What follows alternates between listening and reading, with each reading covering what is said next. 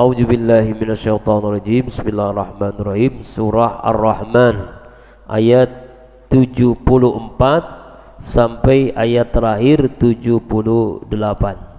Jadi insyaallah besok hari Sabtu kita akan mengkaji surah Al-Waqiah, ya, 7 surah amalan almarhum Kiai Haji Muhammad Arifin Ilham, Yasin, Ar-Rahman. Jadi insyaallah besok surah Al-Waqiah.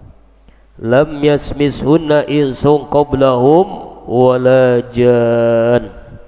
Mari kita lihat dalam tafsirnya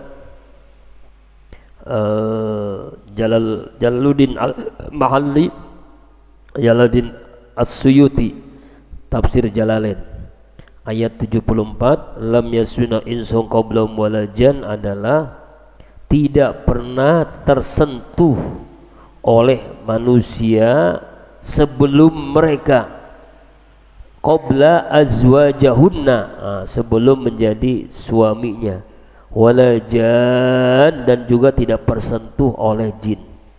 Ini ayat melanjutkan ayat sebelumnya tentang keadaan penghuni surga, yaitu dia mendapatkan bidadari-bidadari yang cantik. Nah, bidadari ini adalah wanita yang memang Allah ciptakan, Allah bentuk dengan sendirinya, langsung jadi wanita dewasa yang sudah siap, cantiknya luar biasa untuk hadiah atau karunia Allah dari amalan yang dilakukan di dunia. Ya, jadi wanita-wanita surga, bidadari surga, tidak pernah tersentuh, ya, oleh manusia dan juga oleh jin. Jadi memang seperti robot gitu Allah ciptakan bidadari-bidadari ini di surga yang tidak pernah tersentuh oleh siapapun. Kemarin yang beberapa hari yang lalu di hari Selasa kita menjelaskan bagaimana bidadari itu matanya itu seperti tubuhnya permata, yakut, marjan, mutiara yang indah. Ya, itulah keadaan penghuni surga mendapatkan bidadari-bidadari yang cantik-cantik. Sumsumnya kelihatan walaupun pakai baju berlapis-lapis, tapi sumsum kalau saking cantiknya. Gimana sih, sulit terbayangkan. Wanita yang paling cantik di dunia ini nggak ada apa-apanya.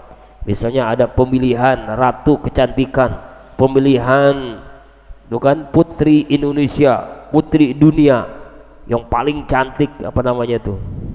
Nah, enggak ada apa-apanya dibandingkan bidadari yang Allah ciptakan di surga. Ini menarik, membuat kita itu semangat ibadah. Kenapa disebutkan bidadari? Kalau laki-laki mendapat bidadari, kalau perempuan enggak dapat. Jadi begini, ada yang menjelaskan bidadara, ada juga yang begitu. Tapi memang dalam Al-Quran, kalau laki-laki ini memang sahwatnya kepada perempuan. Kalau perempuan sahwatnya kepada harta, ingin kekayaan. Coba dah, banyak ada anak gadis 20 tahun nikah dengan suaminya umur 70 tahun. Kenapa? Karena uang, karena duit. Nah itu kan ya artinya perempuan itu memang lihat dari harta. Semakin banyak harta, semakin mudah dia menerima. Beda dengan laki-laki, inginnya yang cantik, wanita yang cantik. Makanya kan kita dibolehkan nikah lebih dari satu, ya kan? Karena ingin cari yang paling cantik dari wanita yang kita inginkan. Tetapi yang paling cantik itu nggak ada apa-apanya dibandingkan bidadari nanti yang Allah hadiahkan, berikan kepada penghuni surga ahlul jannah. Nah ini ya, jadi menjelaskan tentang bidadari yang tidak pernah tersentuh oleh manusia dan oleh jin. Malaikat juga nggak pernah nyentuh karena memang khusus disiapkan. Kalau dalam ayat kemarin ditaruh di kemah-kemah, di kamar-kamar yang sudah dihiasi, ya seperti pengantin gimana sih? Jadi wanita yang saking cantiknya, dan itu untuk ahlul jannah. Seperti orang yang ada di mana? Sekarang di alam kubur nih, di alam barzah. Saudara kita, keluarga kita yang ada di alam barzah, orang yang mendapatkan raudhah min riyadil jannah seperti tidurnya pengantin. Gimana tidur pengantin?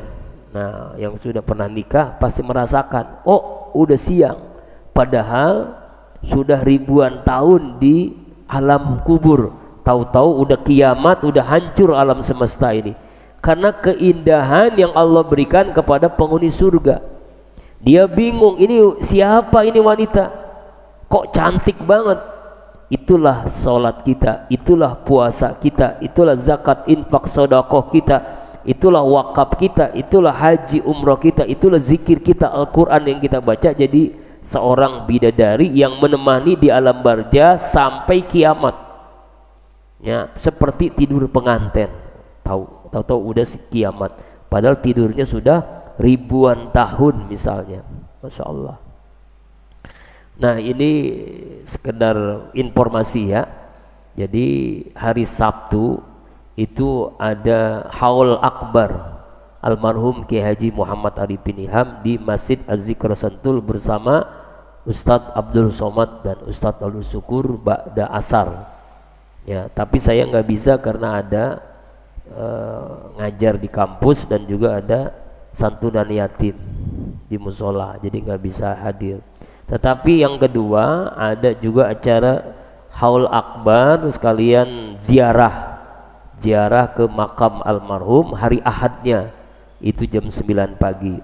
Yang mau ikut santri silahkan, jam 8 kita berangkat, jam 9 acaranya hari Ahad, hari Minggu besok insya Allah. Siapa yang mau ikut silakan, yang maul atau yang lain, kan belum pernah kan ke makam almarhum Ustadz Arifin di Gunung Sindur di Cibadung hari Ahadnya. Yang mau ikut silakan hari Ahad, terutama santri ini yang belum pernah kan ke makam almarhum. Ya, kalau hari Sabtunya di Masjid Az-Zikro, hari Ahadnya di pesantren Az-Zikro Gunung Sindur. Nah, kita ke makamnya almarhum, kita berdoa di sana insya Allah.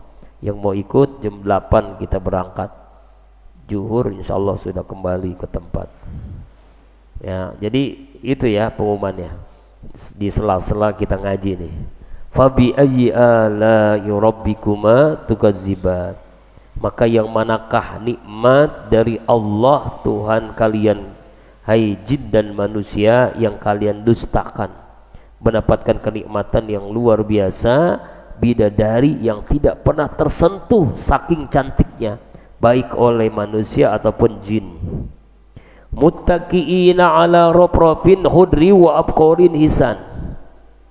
Mereka bersandar di atas bantal-bantal hudrin yang hijau, wa abqarin dan permadani-permadani hisan yang sangat indah.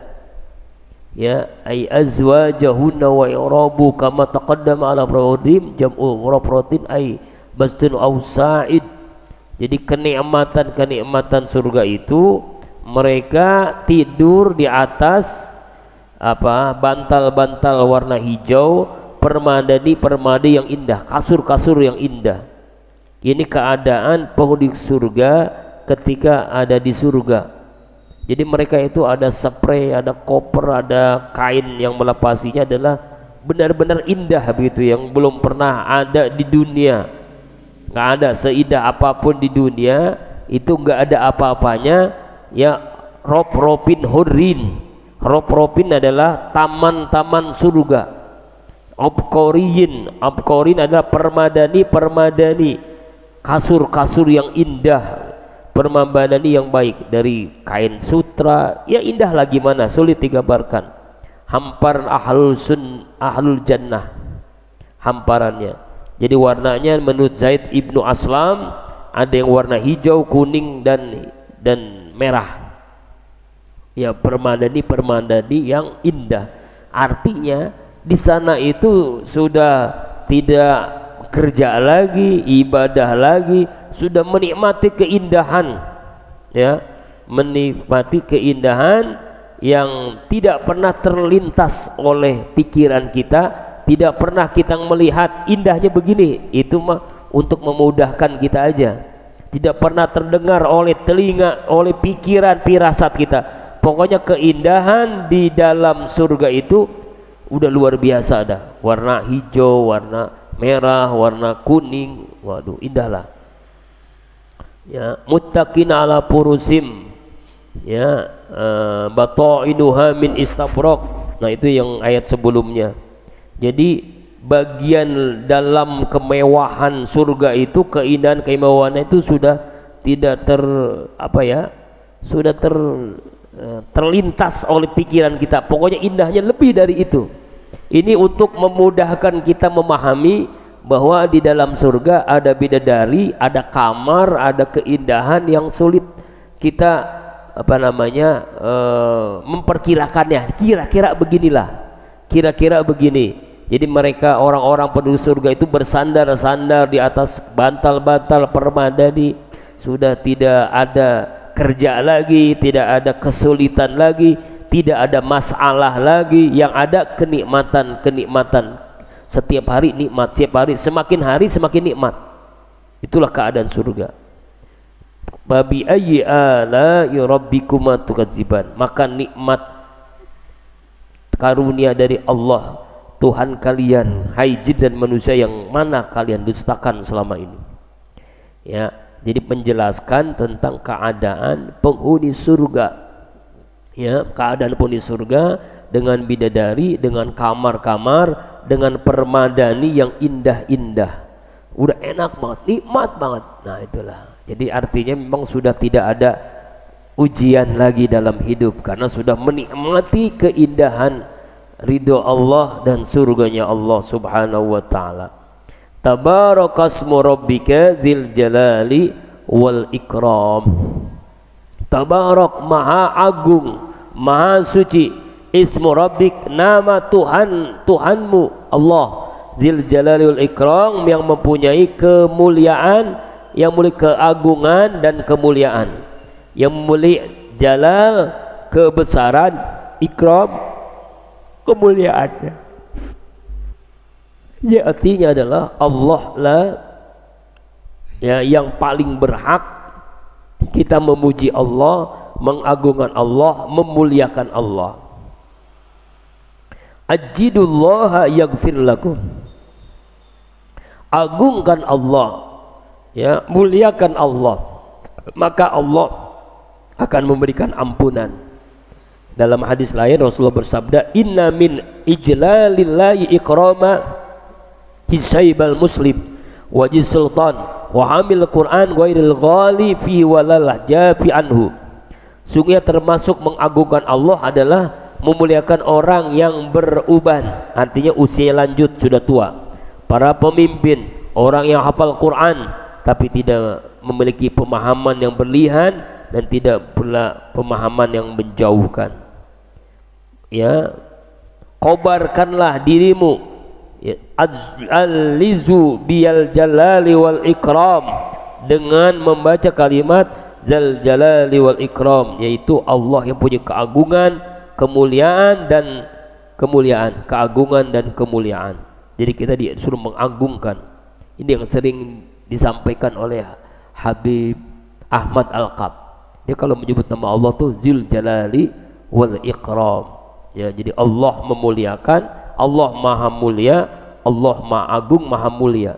Dan boleh kita mengobarkan, memberikan semangat untuk menyebut kalimat Allah, maka Allah akan mengampuni dosa-dosa kita. Ya, jadi terus menerus kita membaca ini. Bahkan dalam hadis Rasulullah SAW, Allahumma antas salam wa minkas salam tabarakta ya zal jalali wal ikram. Tabarakta itu adalah artinya, ya Allah, engkau maha penyelamat, selamatkan kami ya Allah, segala keselamatan itu dari engkau ya Allah, maha suci engkau ya Allah ya Rabb, engkaulah Tuhan yang memiliki zal jalali wal ikram, yang memiliki keagungan dan kemuliaan. Jadi ayat ini kepada Allah, ya, artinya ini termasuk salah satu dari Asmaul Husna, nama-nama Allah. Jadi kalau kita sering menyebut nama Allah, maka Allah akan ampuni dosa-dosa kita. Zul tabarakasmu rabbika zil jalali wal ikram. Tafsir akhir suratul Rahman, walillahil hamdu wallahu a'lam bishawab. Alhamdulillah.